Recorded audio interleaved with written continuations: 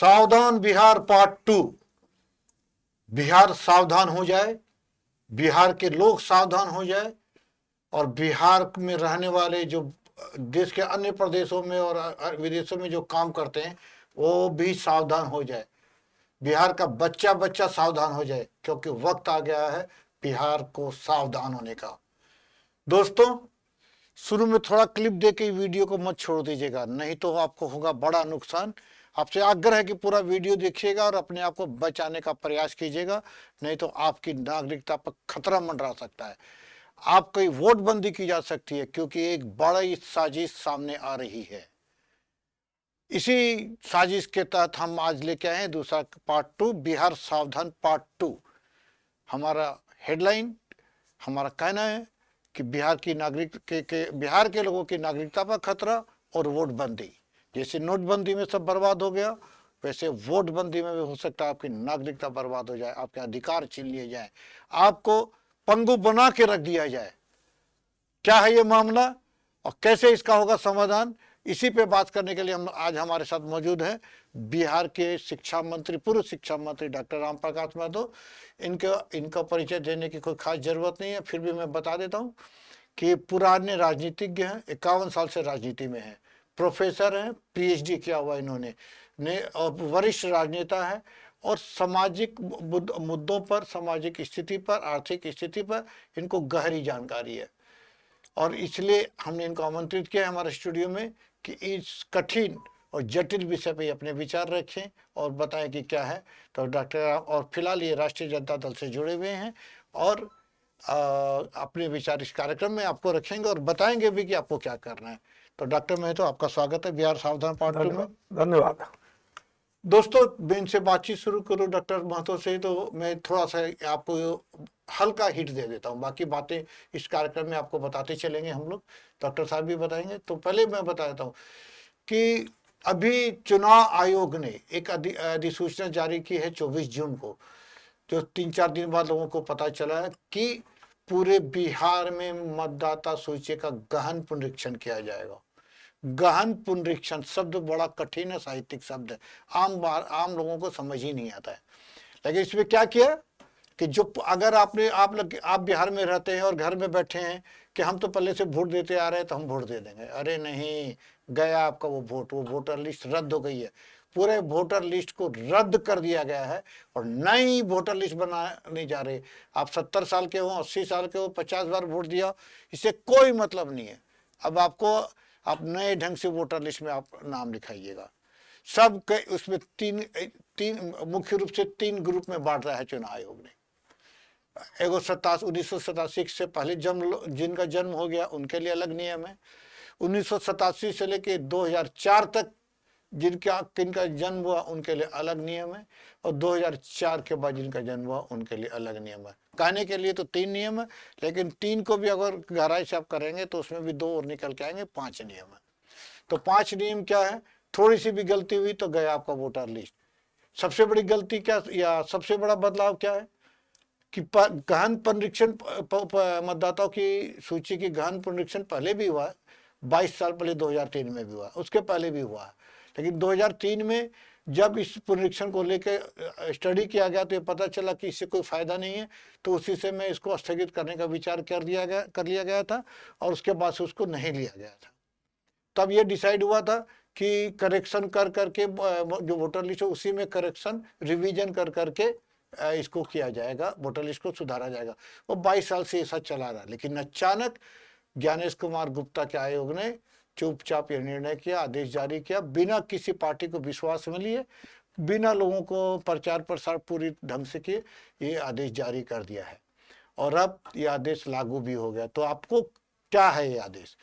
87 के पहले आपका जन्म है तो आपको फॉर्म भरना है, फॉर्म के साथ आपको वो वोटर लिस्ट का एक कागज भी लगाना होगा जिसमें 2003 के वोटर लिस्ट का जिसमें आपका नाम था। नंबर 1, अगर नाम में फेरबदल, हल्का सा स्पेलिंग चेंज हो गया है, डॉक्टर लग गया है या कुछ हट गया, कुमार हटा दिया है या स्पेलिंग में बदलाव कर लिया, तो फिर एफिडेविट करके उसको प्रूफ करके देना होगा, यानी कागजी कार्रवाई पूरी शुरू हो गई। अब आप कागज में लग जाइए। अब कहने के लिए तो 87 के पहले का, लेकिन 86 का 87 का जो जन्म होगा और ये 85 का भी जो जन्म होगा उनको लिए नहीं लागू होगा, क्योंकि उनके लिए ये नियम नहीं है, क्योंकि जो 86 का जन्म हो 2003 के वोटर लिस्ट में तो आ ही नहीं सकता है, क्योंकि 18 साल पूरा ही नहीं है। तो 85 के पहले का जो है उसके लिए ये नियम है, इनफैक्ट जो है, लेकिन कहने के लिए 87 के पहले का जन्म कहा गया है। तो 85 के पहले वालों के लिए ये है। उसमें अगर अगर आप उसमें 19 साल 20 साल के थे, वोटर लिस्ट में आपका नाम नहीं आया था 2003 वाली, तब भी आपके लिए ये सुविधा नहीं है कि आपको खाली फॉर्म भर के छोड़ सुविधा दिए। तब आपको और 2 प्रमाण पत्र देना होगा, आपको जन्म तिथि का बर्थ सर्टिफिकेट और आवास जन्म स्थान का भी प्रमाण पत्र देना होगा। नंबर 1 हो गया। नंबर 2 पे आते जल्दी 1987 से 2004 के बाद अगर आपका जन्म हुआ उसके बीच में, तो आपको अपना जन्म प्रमाण पत्र, जन्म बर्थ सर्टिफिकेट और जन्म स्थान यानी आवासीय प्रमाण पत्र देना है। इसके साथ आपने माता या पिता का भी जन्म स्थान प्रमाण पत्र और जन्म तिथि प्रमाण पत्र, बर्थ सर्टिफिकेट और आवासीय प्रमाण पत्र, उन दोनों में से किसी का एक का देना होगा। यानी आप लगाइए कोर्ट का चक्कर, सरकारी कार्य का ऑफिस का चक्कर बनाइए, और दूसरा काम आपके पास अभी नहीं है। और आगे आते 2004 के बाद जिनका जन्म है उनको तो अपना तो देना ही है, बर्थ सर्टिफिकेट और आवासीय प्रमाण पत्र। इसके अलावा अपने माँ का भी देना है और अपने पिता का भी देना है, यानी 3 जगह देना है। तो लगाइए चक्कर, शुरू हो जाइए, घर से निकलिए, काम धाम छोड़ दीजिए, नौकरी छोड़िए, बाहर है तो कटिया बिहार चले जाइए, दिहाड़ी के पैसे गए तो गए, आने जाने का खर्चा भी लगेगा, सरकारी बाबू को भी पैसा देना पड़ेगा, उसके बाद भी होगा कि नहीं होगा देख लीजिए, आपकी किस्मत है। ये तो मोटा मोटी ये बात है, बाकी डिटेल में तो डॉक्टर महतो बनाएंगे। और इस सब में अगर आपका नहीं हुआ, फाइनल बात सुन लीजिए, तो आप बिहार में वोटर नहीं है, कहीं भी हिंदुस्तान के वोटर नहीं है। और अगर आप वोटर ही नहीं है तो काहे का आधार कार्ड, काहे का पैन कार्ड, काहे का राशन कार्ड और काहे का वोटर आई कार्ड, कुछ काम का नहीं है। आप भारत के नागरिक ही खत्म हो जाएंगे धीरे धीरे।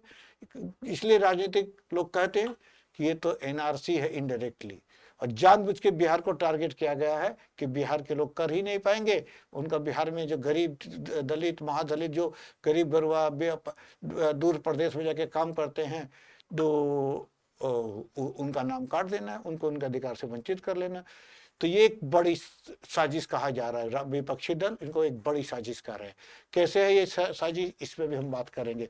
लेकिन एक और बात जो सबसे इंपॉर्टेंट बात है, ध्यान दीजिएगा दर्शकों, आज तक पुनरीक्षण का काम पहले भी हुआ, तो उसमें क्या होता था? उसमें होता था कि सरकार के लोग आते थे, या मुखिया, आपके घर के मुखिया के पास, बीएलओ जिसको बोलते हैं ब्लॉक लेवल ऑफिसर, आपके घर आते थे, मुखिया या घर के मेंबर से पूछते थे, खुद भरते थे, साइन किया और लेके चले गए, काम खत्म। आपकी कोई जिम्मेदारी नहीं थी। सरकार की जिम्मेदारी आज से 77 साल में होती रही कि सरकार का यह जिम्मा था कि कोई भी वोटर देश का वोट देने से वंचित नहीं रह जाए, सरकार ये जिम्मा लेती थी। लेकिन इस बार इस चुनाव आयोग ने क्या किया है, सारी जिम्मेदारी से पल्ला झाड़ दिया, कहा कि वोटर खुद भरो, खुद मरो, भरो तो वोट दो, नहीं भरो तो घर जाओ, गई नागरिकता। यानी सरकार की जिम्मेदारी नहीं है। ऐसा आजादी के बाद आज तक ही नहीं हुआ। कितना बड़ा ये फेरबदल हो गया और चुपचाप पिछले दरवाजे से हो गया। तो खतरा है आपकी नागरिकता पे। क्या करना है, नहीं करना है, आपको घर से निकलना है, बीएलओ को पकड़ना है और आपको फॉर्म भरना है। इसके अलावा आपको अपनी बात सरकार को तक पहुंचाने के लिए आप क्या करेंगे, क्या राय देंगे, डॉक्टर महतो हम लोग बात करेंगे। लेकिन ध्यान रखिए, थोड़ा सा भी आलस्य आपका वोट खत्म कर देगा। कुछ लोग सोचते हैं दौर हमारा क्या होगा, नहीं होगा तो नहीं होगा। अरे ऐसा नहीं है, नहीं होगा तो आप भारत के नागरिक ही नहीं है। और जब भारत के नागरिक नहीं है तो दुनिया का दूसरा देश आपको जाने ही नहीं देगा। कहाँ रहिएगा 2-4-10 साल बाद? अपने बच्चों, अपने पीढ़ी, अपने बच्चों को क्या बता के जाएगा कि तुम्हारा बाप तो नागरिक ही नहीं था? क्या देंगे आप? तो आपको बहुत गहन सोचने की जरूरत है। ये एक बहुत इमरजेंसी जैसा समय है। अगर आप अभी भी नहीं संभले तो आपको बहुत बड़ा नुकसान आने वाले समय में होने जा रहा है। तो चलिए हम बात करेंगे एक 1 बाय 1 टॉपिक करके डॉक्टर महतो से। डॉक्टर महतो, आपका बहुत बहुत स्वागत है इस कार्यक्रम में। पर ये आप हमको ये बताएं कि चुनाव आयोग का इस अधिसूचना आदेश को आप किस नजर से देखते हैं? हम नहीं, व्यक्तिगत राम प्रकाश महतो नहीं, पूरा देश भौचक है, पूरा देश स्तब्ध है, अचंभित है कि जो काम 2003 में नहीं हो सका और बीच में ही स्थगित हो गया, अभी आपको ये करना था तो पिछला 1 साल आपके पास पर्याप्त मौका था। 2024 के चुनाव के बाद आप इसी में जुट जाते, लेकिन आपने किया नहीं। ठीक है, करना भी नहीं था आपको। अच्छा, इंटेंशन क्या लगता है भाई, करना भी नहीं था, इसलिए कि लगातार आप 2014 के बाद चुनाव 14, 19, 24 लोकसभा, अब बिहार में 15, 20 और 25, 15 और 20 में आपको लगता था कि शायद अब 14 में लहर है, मोदी जी आ गए तो 2015 में हम जीत जाएंगे। तो आप ये समझ के 15 में आपने कुछ नहीं किया।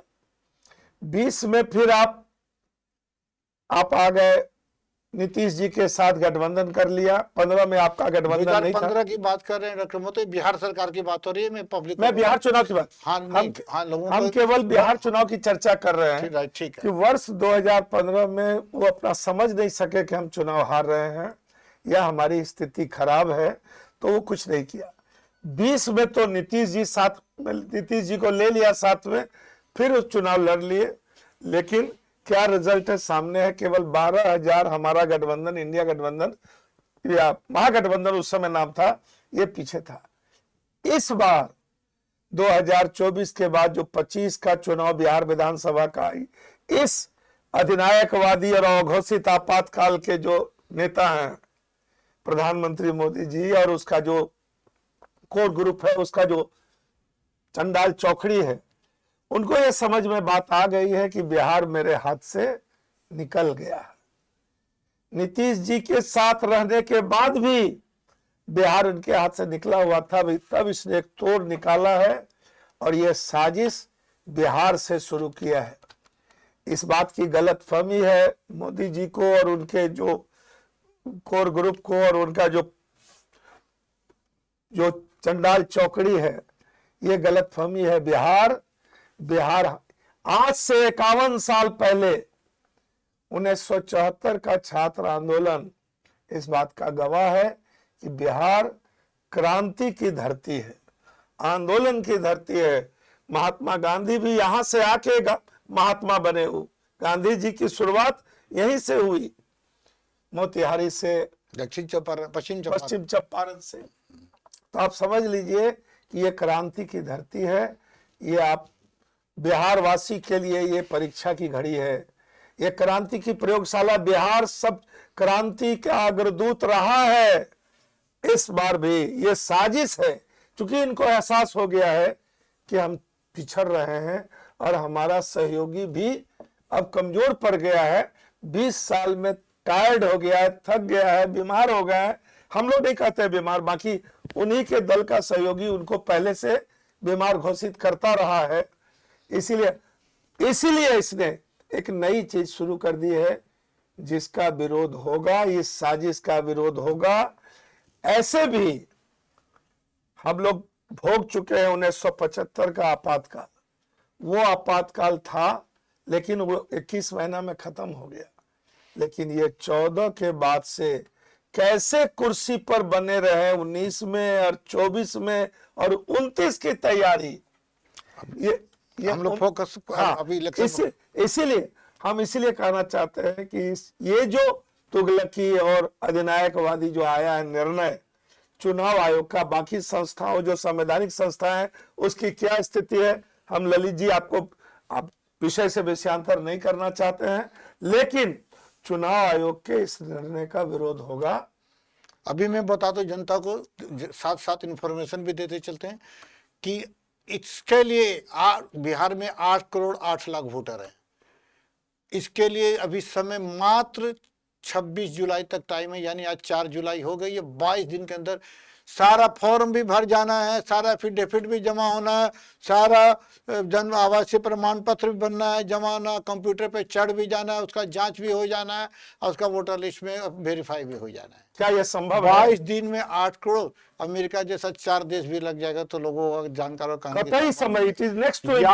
यानी कहीं न कहीं इसके पीछे बिहार के मतदाताओं का नाम काटने की एक बड़ी साजिश समझ में आती है, वो नजर आती है। चलिए एक और बात करते हैं।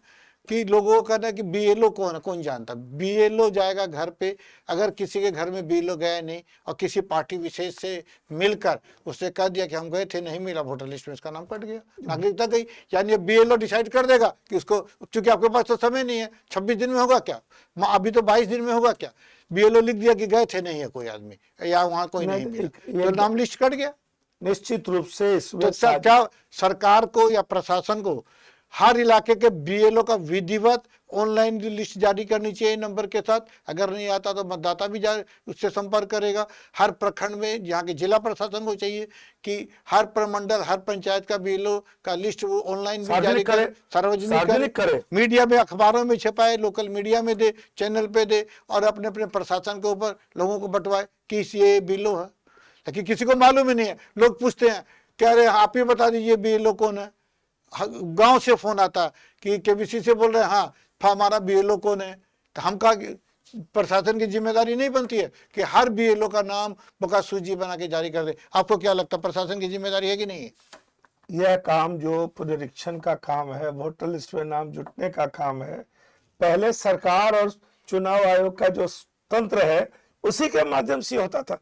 पहली बार ये मतदाता से कहा जा रहा है कि तुम लाओ अपना जन्म प्रमाण पत्र, तुम उसमें से भी केवल जन्म प्रमाण पत्र लाओ, जाति प्रमाण पत्र लाओ, स्थान बताओ, और जो सारा जिम्मा वोटर पे दे दिया गया। पल्ला सरकार ने कर लिया। अब सरकार अपना मतलब बिहार की गरीब जनता एफिडेविट बनाती रहे, कैसे यह संभव है?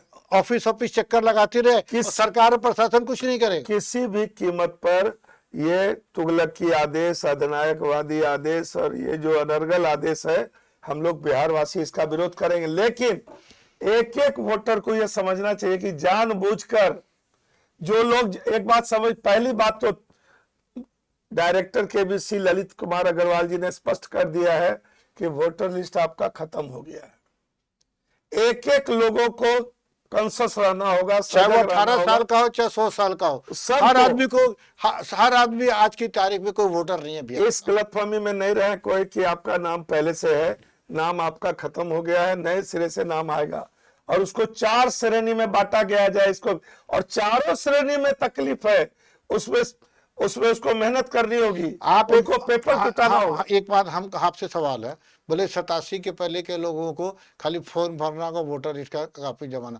एक बूढ़ी माँ घर में है, उम्र 60-70 साल की, बेटा बाहर काम करता है, वो कैसे फॉर्म भर देगी, कैसे वोटर लिस्ट का कॉपी लगा देगी? बेटा क्या पंजाब से या राजस्थान से या गुजरात से या महाराष्ट्र से फॉर्म भरने आएगा?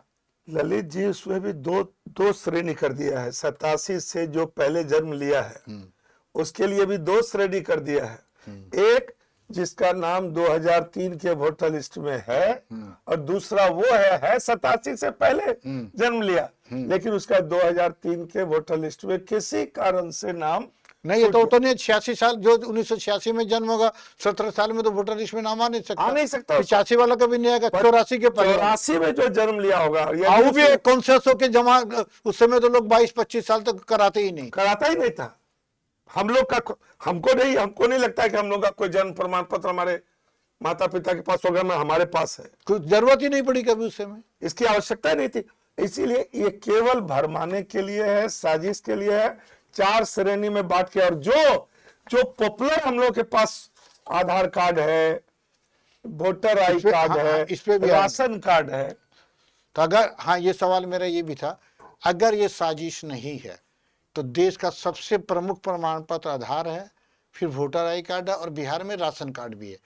चुनाव आयोग ने क्या किया, इन तीनों पहचान पत्रों को कर दिया, रिजेक्ट, कोई मान्य नहीं है इसका। अब जाइए कोर्ट में जाइए, बाबू के जाइए, अफसर के यहाँ जाइए, और अलग अलग तरह का प्रमाण पत्र बनाइए। मतलब आधार कार्ड फिर क्यों लाया देश में? आधार कार्ड से आप बैंक ले सकते हैं, बैंक इनकम टैक्स दे सकते हैं, और आधार पैन कार्ड भी आप जोड़ रहे हैं, बैंक के खाते से पैन कार्ड भी वैलिड नहीं है।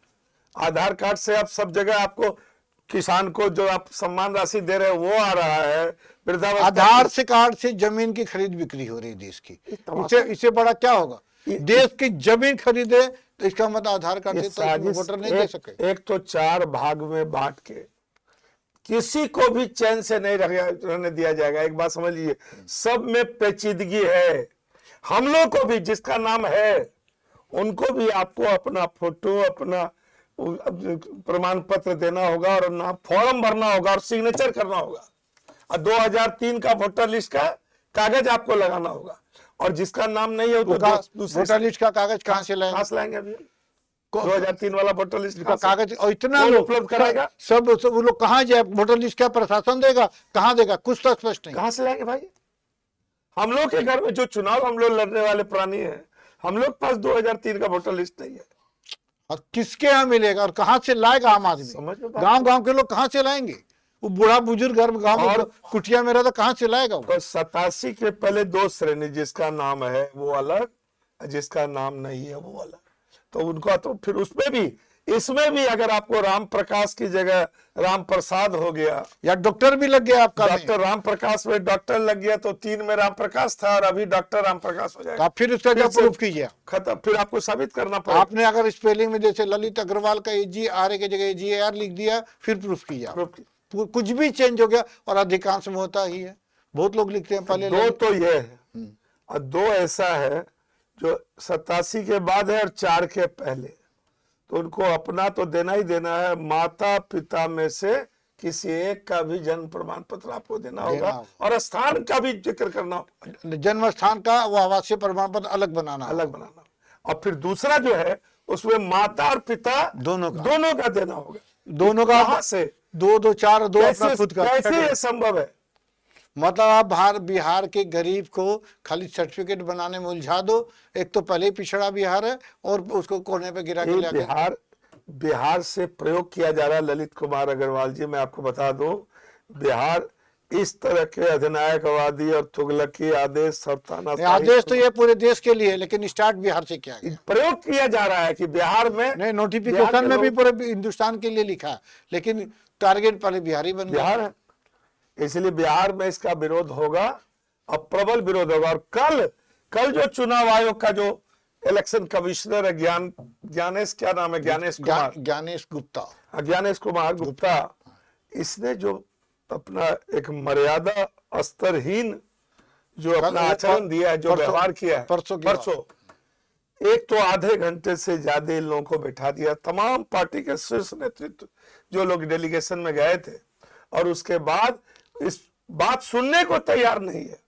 जो मनोज झा जी और जो सिंघवी साहब और दीपांकर भट्टाचार्य और राजेश कुमार, जो प्रेस को हम उसको बहुत माइन्यूटली देख रहे थे कि सीधे सीधी ये बात, जो लोग जिसके इशारे पर, वैसे हम लोग तो ये समझ रहे हैं कि 51 साल 50 साल पहले हम लोग आपातकाल को भोगा है, जेल गए हैं, DIR में, मिसा में, लेकिन ये पिछले 14 के बाद से ही जैसे जैसे इनको लगता है कि मेरी कुर्सी खिसकती जा रही है, हमारी लोकप्रियता खत्म हो रही है, लोग हम पर अब लोगों पर विश्वास नहीं रह गया, इनका लोगों पर जो यकीन था वो खो दिया है।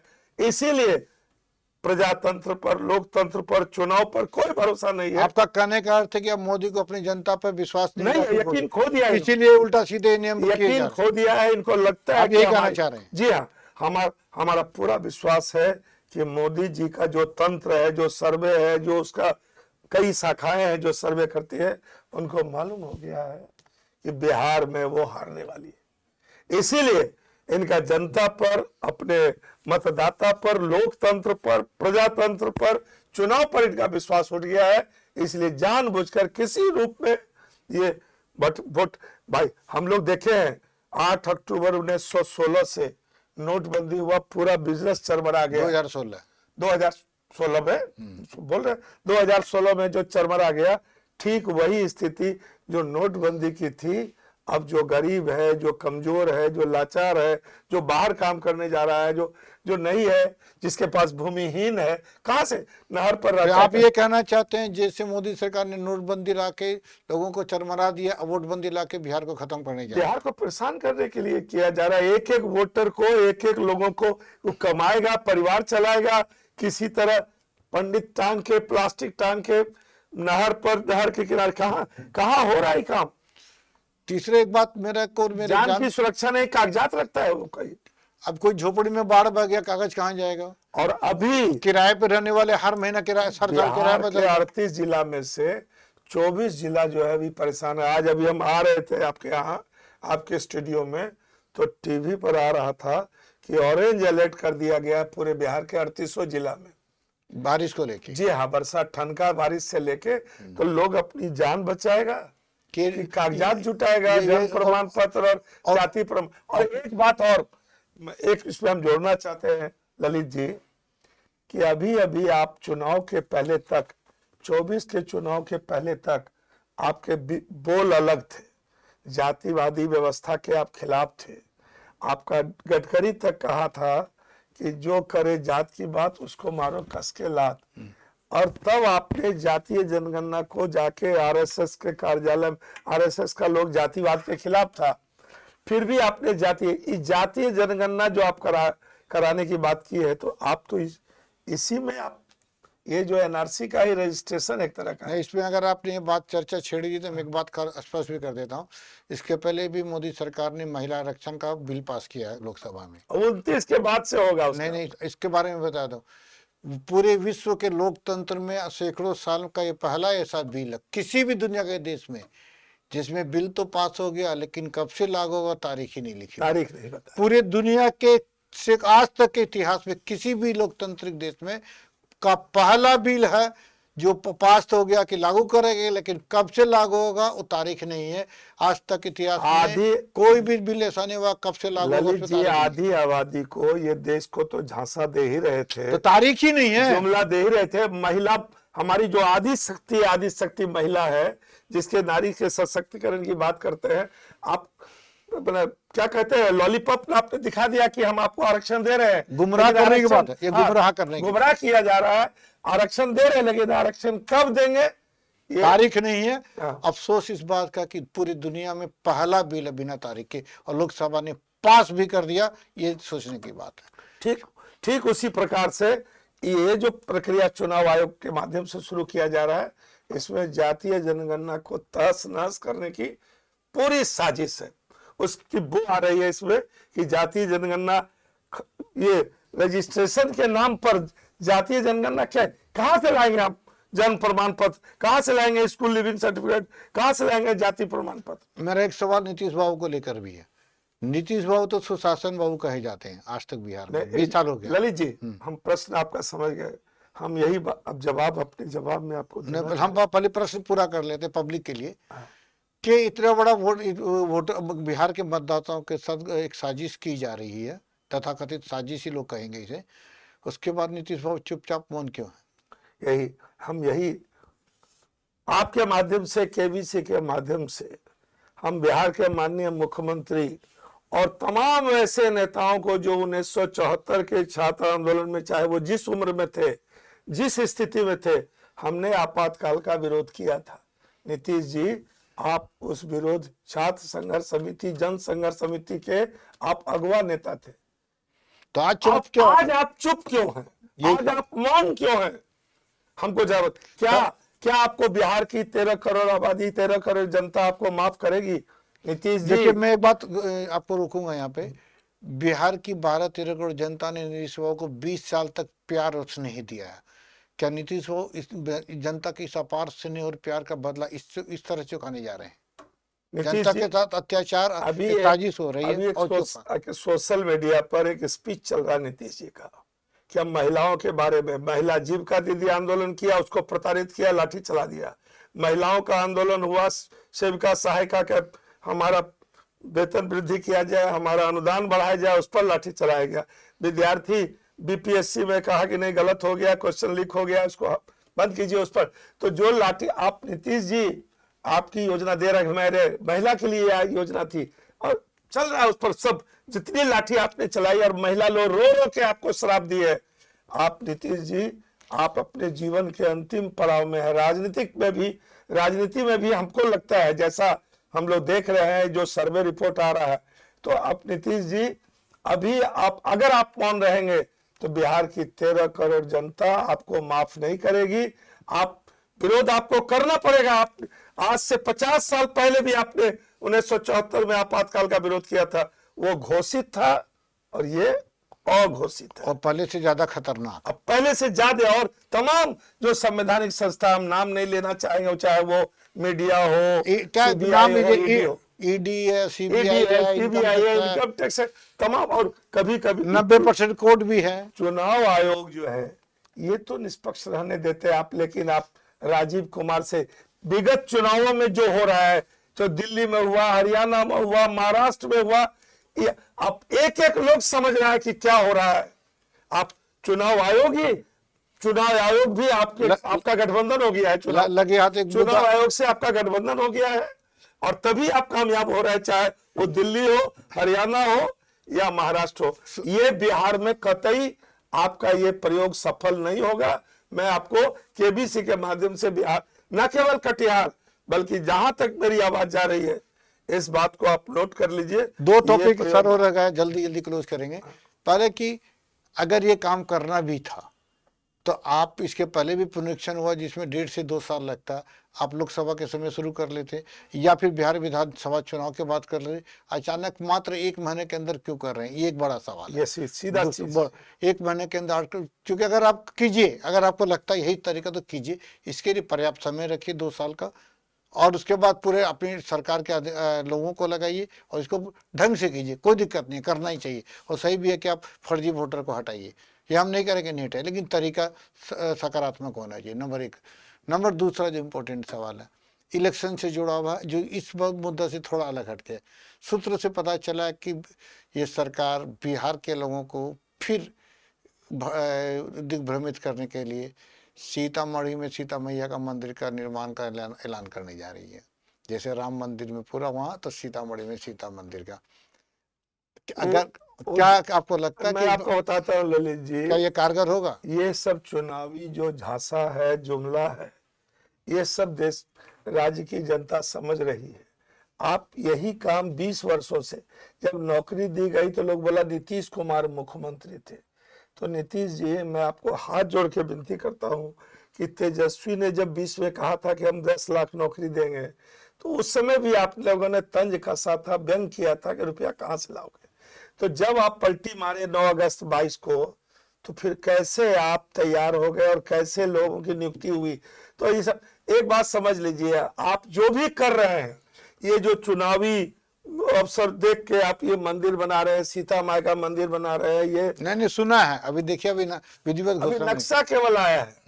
आया है ना, यानी शुरुआत तो हो गई है। आप भी सहमत है इस बात से? शुरुआत ये सब बिहार जो है ना, बिहार आप इसको प्रोपेगेंडा का नाम दे रहे हैं। निश्चित रूप से सब जुमला है, झांसा है, नौटंकी है, पाखंड है, कुछ नहीं है। बिहार की जनता समझ रही है, हार तक। अंत में एक अपील, अब इस सारी जो मतदाता सूची को लेकर बिहार की जनता से क्या अपील करेंगे? और आपके सवाल मेरा दूसरा साथ साथ है कि आप राष्ट्रीय जनता दल जैसे मजबूत ताकतवर दल से जुड़े हुए हैं, आप और आपके नेता इस मुद्दे पे बिहार के लिए क्या करने जा रहे हैं? कम शब्दों में दोनों बात। देखिए, हमारे नेता जो बिहार का भविष्य है, वर्तमान नेता, सटीक जवाब इस मुद्दे पे क्या करने जा रहे हैं? हमारे नेता ने जैसे ही ये आया, प्रकाश पे बात आई 24, 25, 26, हाँ, जो तुरंत तेजस्वी जी ने इंडिया गठबंधन के साथियों के साथ विरोध दर्ज करा। अभी जो विरोध दर्ज कराने से अधिकार का मिल, अभी क्या आगे क्या? आज मैं आपको बता रहा हूं, अभी करंट, आज राष्ट्रीय जनता दल के राष्ट्रीय कार्यकारिणी की बैठक पटना में हो रही है, और कल राष्ट्रीय जो जनता दल का जो राष्ट्रीय कार्य समिति है, उसका कल अधिवेशन है, और खुला अधिवेशन में माननीय श्री आदरणीय शेर बिहार लालू प्रसाद यादव जी को राष्ट्रीय अध्यक्ष के रूप में घोषित किया जाएगा। मैं आपको बता दूं कि आज से लेके कल तक जरूर बिहार के तमाम जो इंडिया गठबंधन के साथी हैं, और न केवल बिहार, पूरा देश का जो इंडिया गठबंधन और तमाम जो इस साजिश को समझने वाला दल है, सब लोग का देखिएगा 1 से 2 दिनों में कोई न कोई निर्णय होगा। क्या आप हम इसके विरोधी नहीं है, लेकिन आप चुनाव के बाद आराम से कराइए, और सरकार सरकार करे, जनता पर भार नहीं डाले। जो आप पहले करते थे घर घर जाके, आपने पूरी सरकार 78 साल में कर दिया है। आपके पास पूरा मशीनरी है, आपके पास पूरा तंत्र है, आप गरीब जनता को इसमें मत फंसाइए। इसलिए आम आदमी को इस पे परेशान की जुगाड़ करो, तुम जन्म प्रमाण पत्र चुनाव करो, आवासीय जुगाड़ करो, आवासीय प्रमाण पत्र कहाँ से लाओगे, जाति प्रमाण पत्र। जबकि इसमें मैं तो मेरा कहना कि बिहार में तो पंचायत राज प्रणाली है, आपके जनप्रतिनिधि है, वार्ड पंचायत मुखिया है, सरपंच है, और वहाँ के PRS है, तो आप उससे तो कंफर्म कर सकते हैं कि न ये नागरिक है कि नहीं है। आपके पास तो पूरा शासन, पूरा तंत्र है, उसके बाद भी आप गरीब जनता को बोले। पहले भी आपका ये बूथ लेवल BLO जो है ऑफिसर, ये जा रहा था। अभी आपको सर्टिफाइड करना तो अपने दूसरे रिसोर्सेज से कर सकते कर हैं। लीजिए ना भाई, आप तो काम, हाँ, आप तो कल आपके पास तो साधन है, ये गरीब जनता युवक कहाँ जाए। सरकारी विभाग के दूसरे कर्मचारी को, शिक्षा विभाग या अन्य दूसरे विभाग के कर्मचारी को, उसके काम के अलावे आपने समय समय पर उनकी सेवा ली है। अरे ये जरूरी है देश के लिए, आप लगाइए ना इसको। कीजिए, अतिरिक्त भत्ता दीजिए शिक्षकों को, या आप शिक्षकों को शिक्षा छोड़ के, स्कूल कॉलेज छोड़ के आपके काम में लग जाता है, ठीक है, उसको विशेष भत्ता दीजिए, स्कूल के अलावे लीजर में बैठ के काम करे, और आप किसी माध्यम से, अपने माध्यम से, अपने तंत्र से, अपने खर्च पर आप इसका रिव्यू कराएं। इसका हम लोग अंतिम अपील जनता से 2 लाइन में।